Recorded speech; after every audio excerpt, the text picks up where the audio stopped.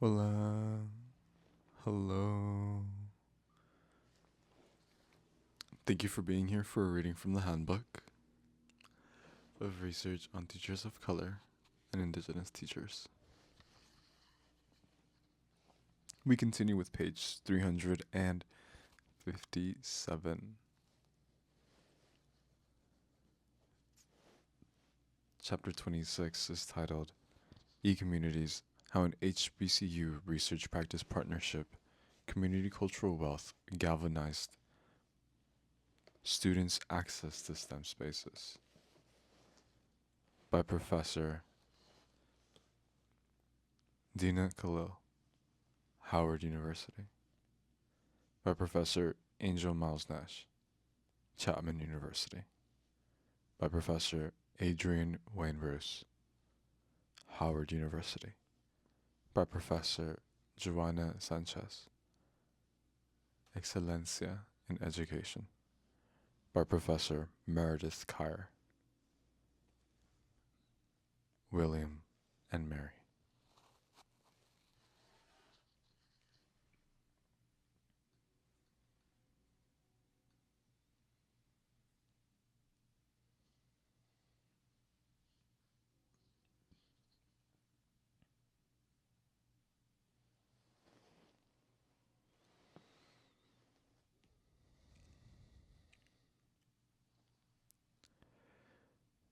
Looking at page 357, thanks to the authors, we can continue with the subsection, resistant capital.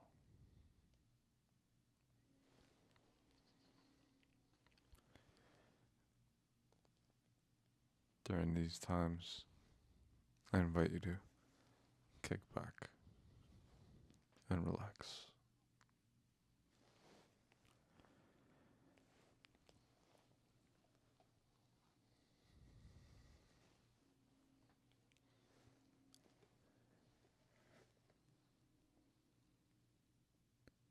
Resistant capital.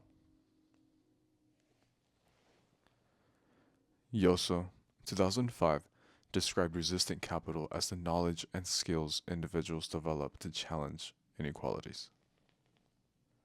One reason that HBCUs are credited as being, quote, sites of resistance, unquote, cited from Douglas in 2012, is that they ensure their students and alumni will possess the ideologies of opposition while arming in them with the critical material tools they need to interrogate and resist systemic inequalities.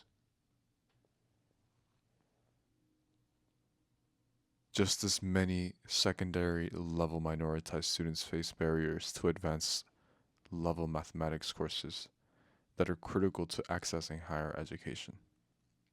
Cited from Oakes and Moore in 2018. Oakes and Moore in 2000.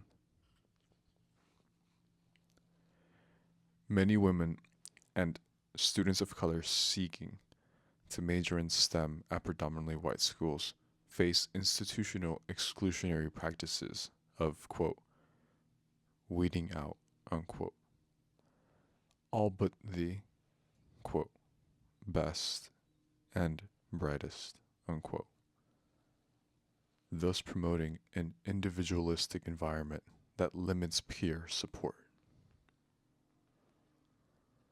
Cited from Gassman and Nguyen in 2014. In juxtaposition to this, a focus on students' assets and engagement in both formal and informal learning environments enhances STEM teaching and learning at HBCUs. Cited from Lee and Moore, 2019. And builds resistance among students.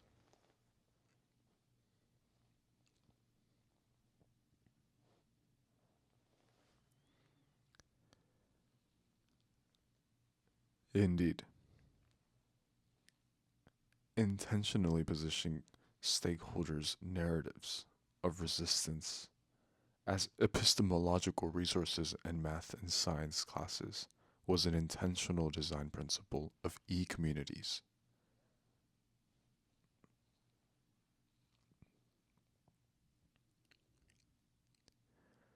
Many of the research practice partnership stakeholders shared numerous stories about the challenges they faced in STEM journeys, and how these challenges led to strategies to resist everyday racialized discrimination.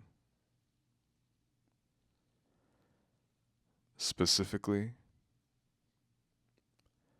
the STEM professionals of color all spoke of the ways they developed and maintained the resistant capital in their everyday lives, but particularly during their educational pathways to becoming STEM professionals. Most of them described their reason for joining e-communities as a way to share their stories of opposition and inspire similar success-based efforts from both teachers and students. For example, Michelle, whose work was used to identify undiagnosed genetic diseases for babies in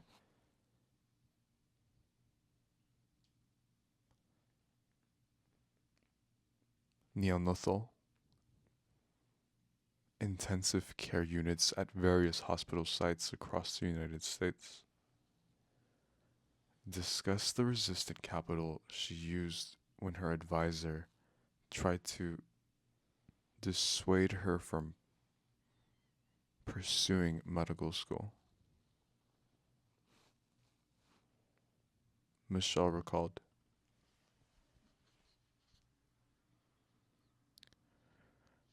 "I remember being in undergrad,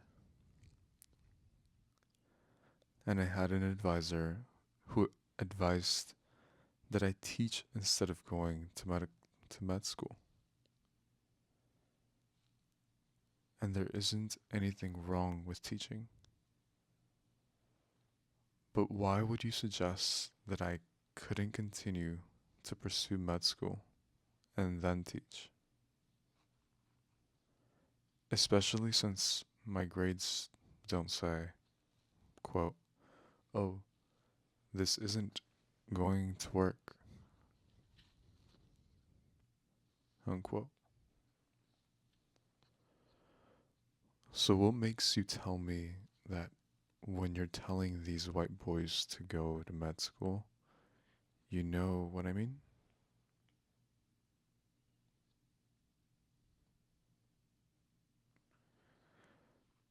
So you need more programs in the village that have people who tell those who might be getting told, quote,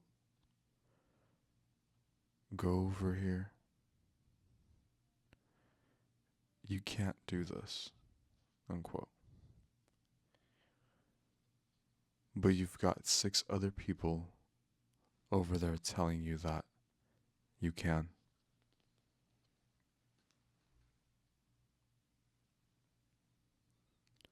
Similarly, when asked to describe a meaningful e-community's experience that she might carry with her beyond the project, Maya,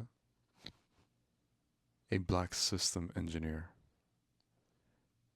shared that her participation in the HBCU partnership reinforced her plans to remain steadfast in pursuing others in opposing racist assumptions that continue even beyond K through 12 schooling. Maya described, personally, I just continue to encourage, friends of color, like getting them to continue their work in the field. I was just yesterday on the phone with a friend who's an astrophysicist, PhD student. But her white friend, male advisor, tell her she couldn't do it. She's like, quote, "No one complains about my work. They just complain about me. You know? No one says, no one's saying my work is wrong. I'm performing beyond their standards. He just doesn't like me being in his white male dominated space." Unquote.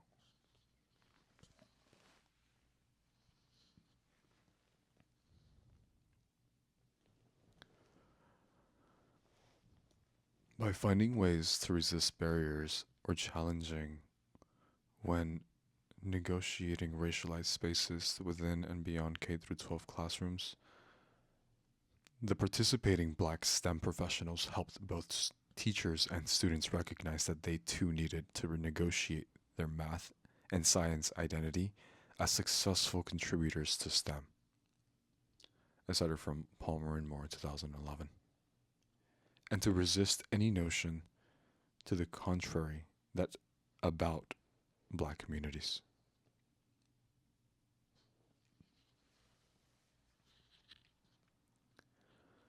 Just as these counter stories modeled resilience and empowered minoritized students to resist deficit notions, as cited from McGee in 2015, it also highlighted educators' self-determination to persevere. One more time. It also highlighted educators' self-determination to persevere in their journey of educating rather than schooling students, as cited from Khalifa and Moore in 2019. Several teachers of color mentioned how incorporating social justice and other social cultural and social political topics into their math and science lessons was a challenge due to how others, for example, parents, teachers, leaders, defined mathematics and science as a culture.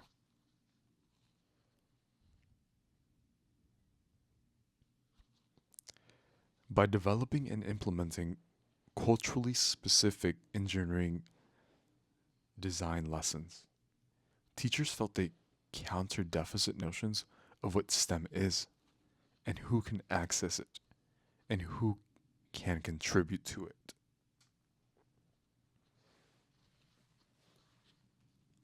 Denise, a Filipina 8th grade science teacher who was a 2-year e-community participant, described the difficulty she faced when she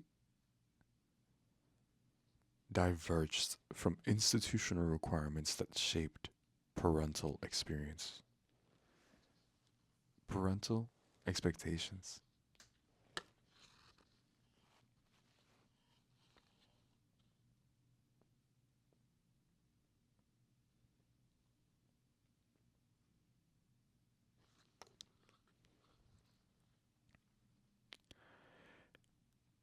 If I were to try to introduce some kind of social situation that was going on in science, the parents, you know, these kids will go home and tell their parents. The parents will come in and intervene and say that they don't want their kids in my class because, quote, she's only supposed to be teaching science. She's not supposed to be teaching social issues or whatever. And what kind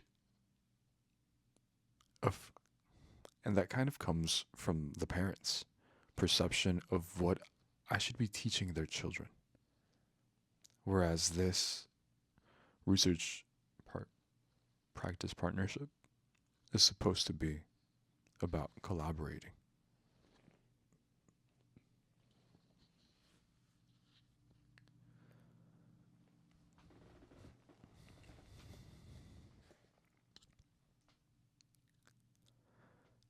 The teachers in e-communities described their village pedagogy, which included both curricular and instructional challenges, as tangible forms of resistance to empower students against micro and macro racism in the school context while pursuing STEM interests. I said it from Gregson in 2011, McGowan and Bell 2020. A black 7th grade math teacher, Nicole, noted the value of this.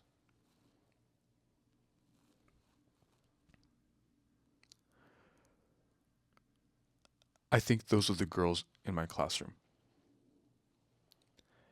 They have a leadership quality. They're more empowered. So I'm noting that the black girls who are confident in the material or just themselves, they're not afraid to make mistakes. They don't see themselves as inferior to the opposite sex or just anybody else. And I think that confidence made a big difference in the black girls that I've seen in my class, as they just really tackled the design challenges. Through verbal and nonverbal lessons, stakeholders sought to model for students the need to resist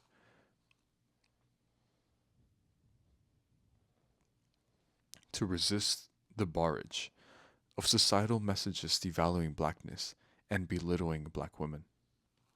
I cited from Ward in 1996. And to assert themselves as intellect,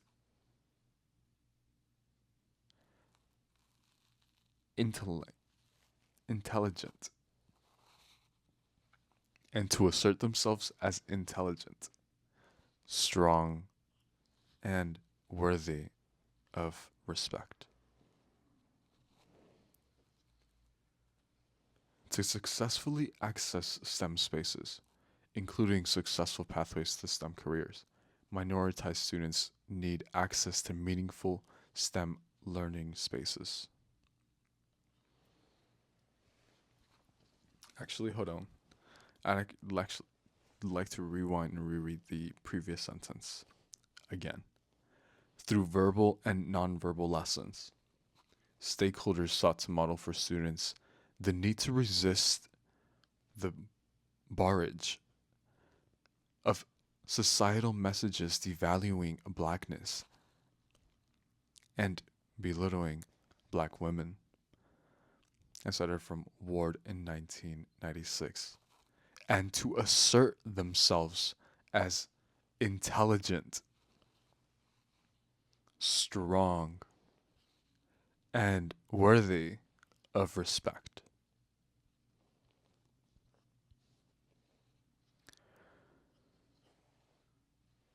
To successfully access STEM spaces, including successful pathways to STEM careers, minoritized students need access to meaningful STEM learning spaces, which are typically grounded in dominant cultural norms.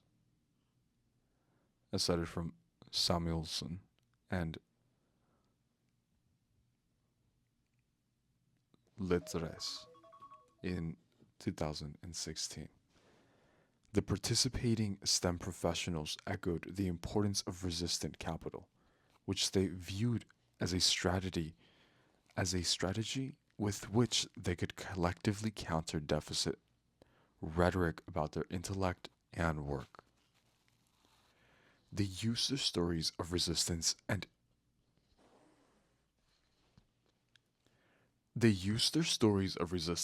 equally their professional success as pedagogical models they hoped would encourage future generations of STEM professionals.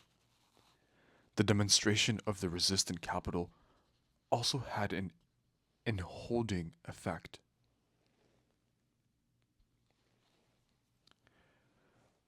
The demonstration of the resistant capital also had an emboldening effect on the teachers in the HBCU partnership, as it helped them realize the agency and power they possess to integrate societal justice concepts in their classroom concept and to co-construct STEM spaces that are related to minoritized students' future experiences and opportunities. By having access to teachers and STEM professionals of color who persist through their STEM interests and practices despite the oppressive and racist obstacles they increasingly face, minoritized students were exposed to another cultural capital that helped stakeholders continue to fulfill their academic goals and strive towards their career ambitions. This form of community cultural wealth, aspirational capital, reflects a person's ability to sustain future hopes and dreams in the presence of adversity.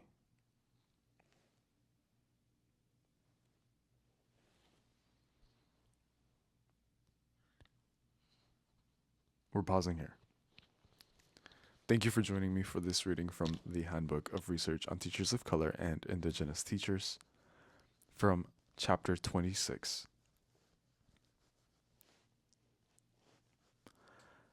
E-communities.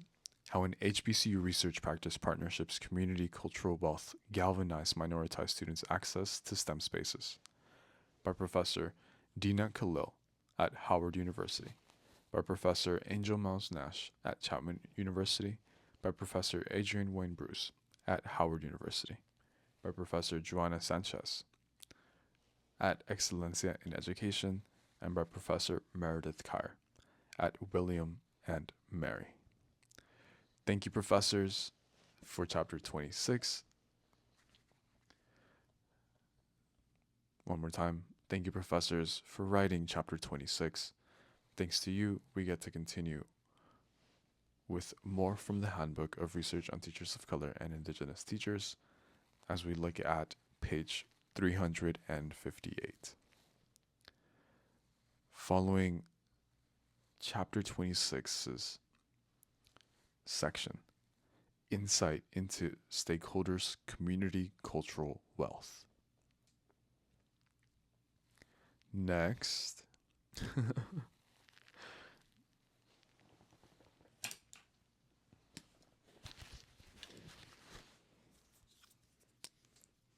we can look forward to the subsection.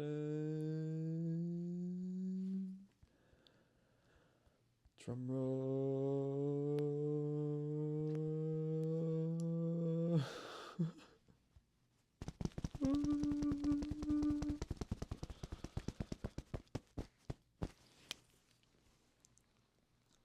Aspirational capital.